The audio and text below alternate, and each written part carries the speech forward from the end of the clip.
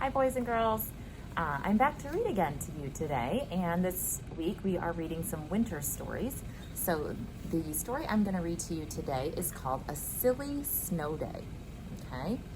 And this is written by Michael Coleman, and the pictures are by Gwyneth Williamson.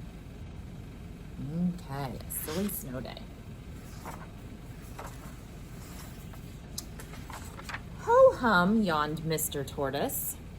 Winter is here. So it is, yawned Mrs. Tortoise. Come on, Shelley, it's time for bed. But I don't feel sleepy yet, said Shelley.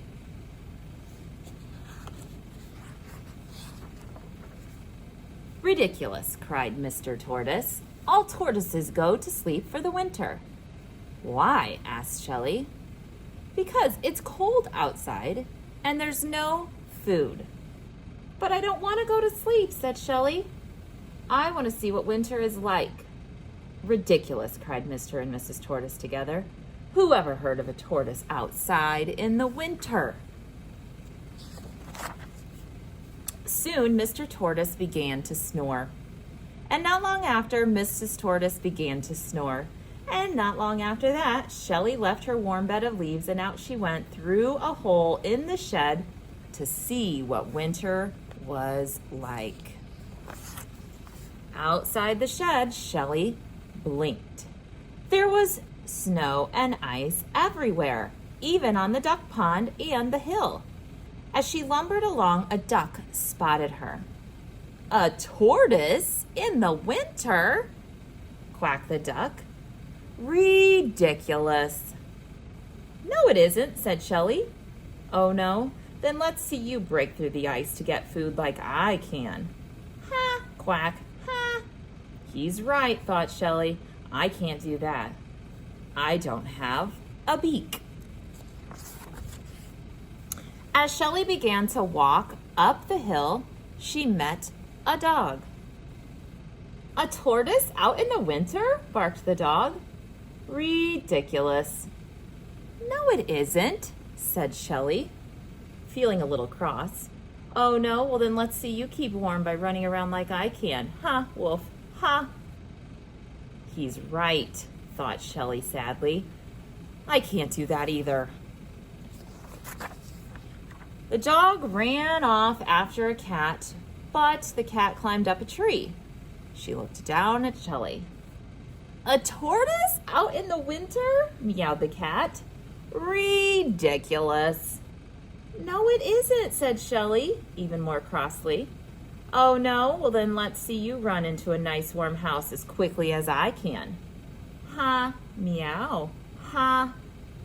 Oh, she's right, thought Shelley, shivering with cold. I can't run like a dog or a cat.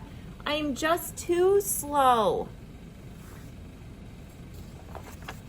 The cat raced off into her house before the dog could catch her, and Shelley trudged towards the top of the hill, where she met a bird. A tortoise out in the winter? Cheeped the bird. Ridiculous. No, it isn't, snapped Shelley. Oh, no? Then let's see you fly home and cuddle up with your family like I can. Ha, cheep, ha. Of course I can't fly, thought Shelley. I can't even hop. Oh, Shelley felt cold and miserable, and she remembered her warm, cozy bed, and a tear trickled down her cheek. They're all right, she thought. A tortoise out in the winter is ridiculous. She was so sad that she didn't notice a big patch of ice ahead, and she slipped on it. And Shelley fell over backwards, and she began to slide down the hill. Faster and faster she went. Faster than a dog could run, and faster than a cat. And then, until suddenly she hit a bump, and she flew into the air like a bird. Whee! With a thump, Shelley landed on the icy duck pond, and she slid towards the hole in the shed. But it was all covered up with ice. Ha, quack, ha. What did I say? Cried the duck as she slid by him. Where's your beak to break the ice with?